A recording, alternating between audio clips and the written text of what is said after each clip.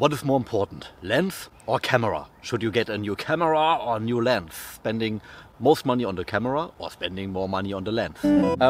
If you are a photographer, if you are ultra beginner, and if you want to purchase maybe your first decent camera, let's say you want to spend like €1,000, and I would then suggest you to spend maybe 30% money on the camera and 70% money on lenses. Why? From a certain point of history on, cameras exceeded the level of professionality, and they are then very professional good. I mean, people had cameras 10 years ago that make pictures that are even today are still super relevant. You can have a sensor. Let's take the sensor size debate to the side. If you have maybe a 16 or 19 megapixel sensor, that's big enough to print to print a human in 1:1 scale. If you make a picture from a human, 19 megapixel, you can print them from head to toe with 19 megapixel, and you won't see any pixel when you look at the picture. That's how large 19 megapixel is.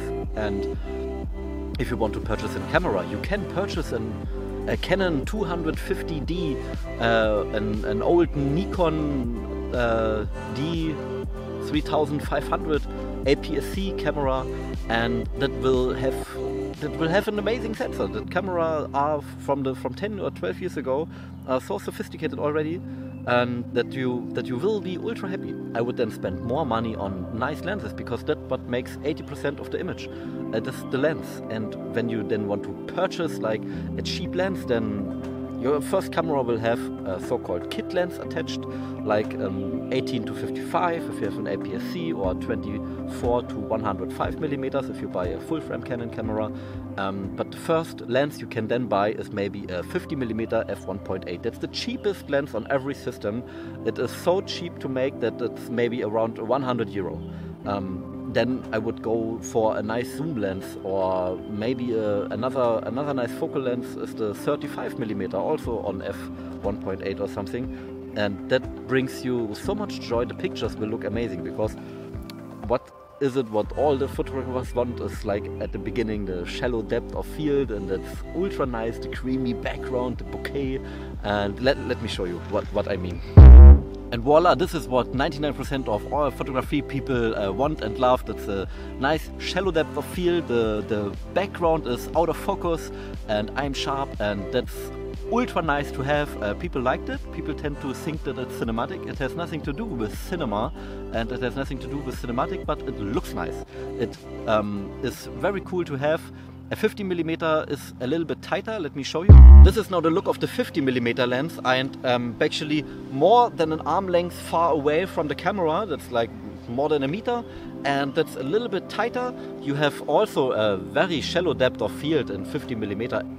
As you come closer to the lens, basically, let me look in the screen. Yes, the shallowness of the depths of field get even shallower. And when you move a little bit back from it, it's still f1.8, but the background is not so shallow anymore. Basically, on a portrait scale, when you portray a human, a face, then this is basically the shallowness of depth of field you get. And 50 millimeter, that's ultra cheap. And if you're a photographer, then purchase maybe a cheap used camera. The sensor will be good. All the features of a modern mirrorless camera will be good. Okay, if you have the money, then purchase this, but an old camera will also do the trick. The nice lenses is what you want. You want nice lenses, you want a cool shallow depth of field, and purchase this. So, and this was the part of the photographers. Then say bye in the comments, and now watch this part of the video for the video guys.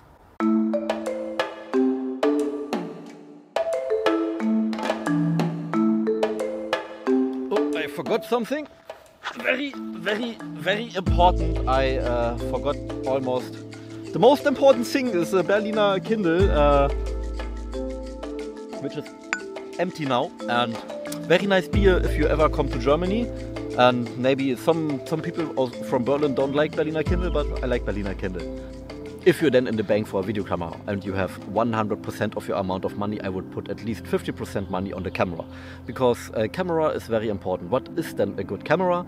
A good camera to choose is then a little bit more important than a good lens, because you want some flexible codecs. In video world, is it not so easy to work with the files, not so easily to color grade, because most of the time you will have not the possibilities like a raw file. You will then stick with maybe an 8-bit codec, better a 10-bit codec. A good video camera has a 10-bit video codec.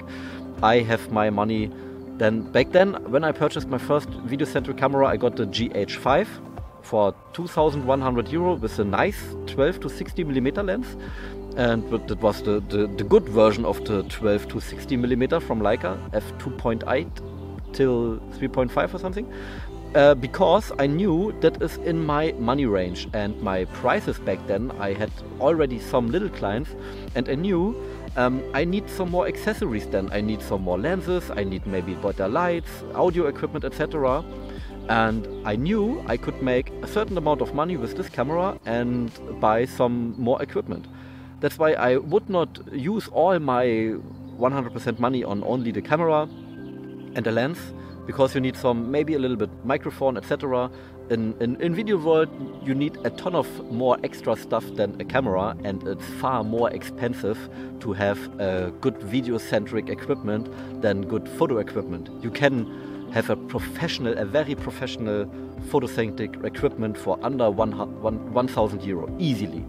In video world, is this not the thing when you want to have a compatible equipment. Today in video world, you have to have at least a setup, and you will spend at least 3,000 or 5,000 euro for a decent setup.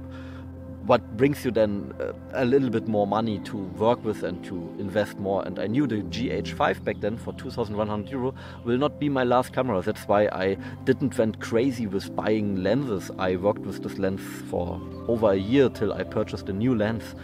And the next camera I got, the S5 with the full frame system. I knew that will be a longer lasting system, the full frame system. I worked basically from photocentric full frame. My way was a Canon EOS 6D with a 24 to 105 millimeter kit lens. Then I went from full frame to MFT sensor, and then now back to full frame. And S1H Netflix quality, yay.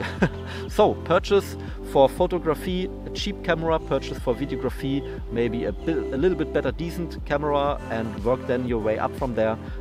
That's my approach, and that would be my #1 tip for making better videos or photos. So, that is it. It's becoming a little bit cloudy, but anyway, I just go outside and make a little YouTube video. How is work in general? Work is actually pretty good. I could use some more work. Honestly, I want to work more. I have the feeling that I could use at least 3 times the amount of work I have right now, because I compared always to the last year. And last year I had also my daytime job at McFit, at a fitness studio, with like 20 hours per week. And this year I don't have these 20 hours per week. I'm a full-time freelancer, and that's why I have almost the same workload. Since last year, actually a little bit more, but I have these 20 hours not anymore. That's why I have the feeling I could work 3 times or 4 times more.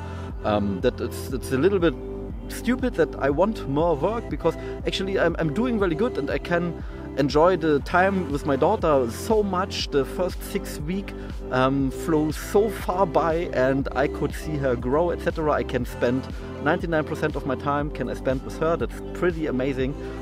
With a daytime job, I would not have the opportunity to spend like so much time with her, which is mostly only possible for women when they are have basically the opportunity to have free time. And yeah, that's cool. But I could use some more work. More work will come, but I want to work a little bit more, because I like job. Job is very good.